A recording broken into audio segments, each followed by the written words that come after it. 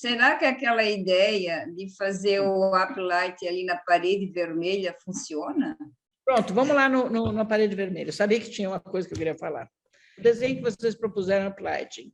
Tá, isso. A coisa mais importante aí é a seguinte: vocês estão alterando o painel vermelho do seu Sérgio Parada. Sabe quando ele vai aceitar isso? Em morto. Nunca. Em morto vai aparecer de pé. De jeito nenhum. Mas isso a gente imaginou, que ele não ia aceitar. Mas, dona Esther, muitas coisas nós ficamos nessa dúvida, nesse dilema.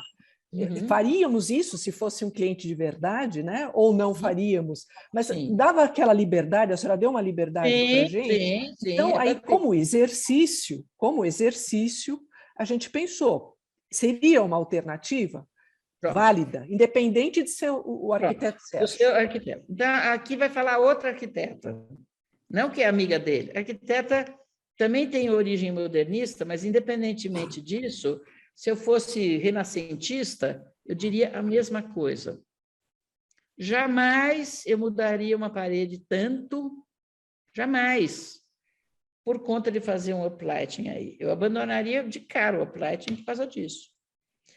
Como eu disse, é muito preciosismo óptico para interferir numa coisa que a primeira impressão e aquela fotografia do Sérgio que a gente vê a luz natural, dá para ver isso. Não dá para pôr nada lá. Não dá para pôr nada lá. Aí. Não dá para pôr nada. Olha a perfeição da linguagem, o que é a parede desse canto e o que é a parede de intervenção ali. Não pode mexer nisso. Não pode mexer nisso. Aí nós vamos falar em relação à arquitetura. Qualquer decorador viria aí, decorador que eu falo, é dessas pessoas que não têm mínima noção de iluminação. Não é um design de interiores que tem noção de iluminação. Quando a pessoa não está nem aí com a iluminação, ela propõe qualquer coisa. Porque ela fala, se iluminar de baixo para cima fica lindo. De baixo para cima não é nunca aquilo que a gente deseja. Até porque a gente quer que a luz bata na parede e traga essa luz para dentro. Então, a gente quer luz downlighting aí. Do ponto de vista do espaço, tá? Então, se a gente pusesse essa parede, aí eu estou falando de arquitetura de novo, mas com iluminação. Se a gente pusesse luz nessa parede, ela iria cortar o espaço que está muito bem integrado entre a parte luminosa de cima, um escurecimento e a parte do fundo. Você cortaria isso e faria o quê? Uma parte muito desimportante embaixo, quando essa vegetação é importante, e uma parte muito importante na base dessa pérgola, que vai iluminar também o forro. Você não vai ter mais essa separação clara entre forro de gesso, que é o pé direito duplo, pergolado e parede vermelha. Assim, nós estamos muito bem. Se fizéssemos essa iluminação, a gente destruía a arquitetura. Diga, Daniel, diga, Adriana. Primeiro a moça e depois o rapaz.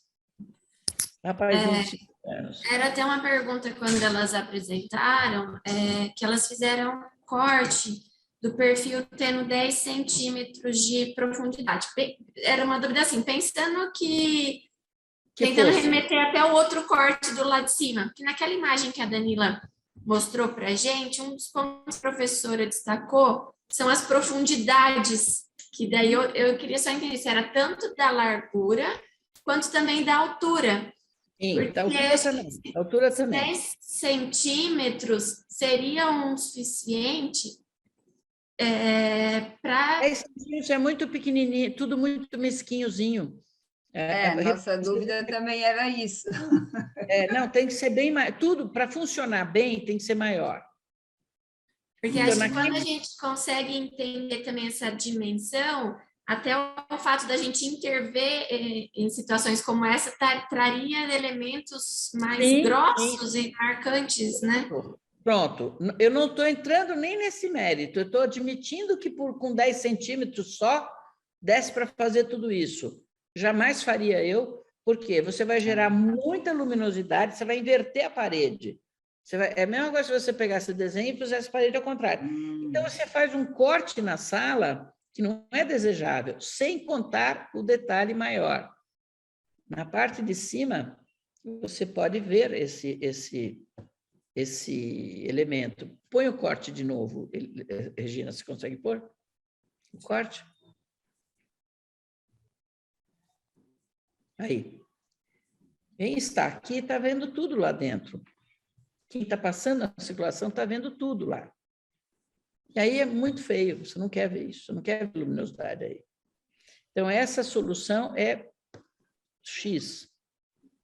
Okay. Do ponto de vista do geral, do desenho, eu me ative muito mais, ao falar isso, eu me ative muito mais a arquitetura propriamente dita do que a solução ótica. Pode ser que em outros lugares essa seja a solução, tá? Sim. Mas, assim, nesse contexto, onde a gente aprecia essa parede, como eu falei, Barragán, né, que tem... Reparem, na arquitetura de Barragán, vocês não têm quebra nenhuma, as superfícies são sempre contínuas. A iluminação de dia, né? Por que ela é tão bonita? Porque ela é sempre um conjunto, um diálogo de paredes coloridas. Isso é que a gente tem que objetivar à noite também. Por isso que, nesse caso, a gente não poderia pôr essa luz. Daniel, eu esqueci de te chamar, desculpe. Não, era só para complementar essa posição aí. Eu também, quando... Assim, sempre a gente está sendo orientado para o melhor caminho. Eu nunca tenho certo ou errado, mas está orientado para o melhor caminho. Mas eu também... mas eu também eu descartaria pelo motivo de baixo para cima, e também, aí é uma questão minha, né? Porque 10 centímetros que seja, para mim é uma luz rasante numa parede que é lisa. Nem que se fosse de cima para baixo, nessa parede lisa, eu tenderia a fugir do rasante e ser mais distante do que próximo do rasante. É uma questão minha. Então, além de baixo para cima, a questão do rasante também eu tentaria fugir. Embora, quando você coloca ali em cima, como a gente está propondo, né? E vocês também proporam, a luz lá de cima do pergolado, a gente bota na parede oposta, né? Embora essa distância já não seja tão grande, já falou que eu ia mas é menos do que a luz de cima sempre está mais distante, o que é uma salvaguarda também. Porque a luz rasante, eu disse, vai dar um traço embaixo e depois vai ser só aquelas manchinhas. Isso destrói totalmente a intenção dessa parede vermelha.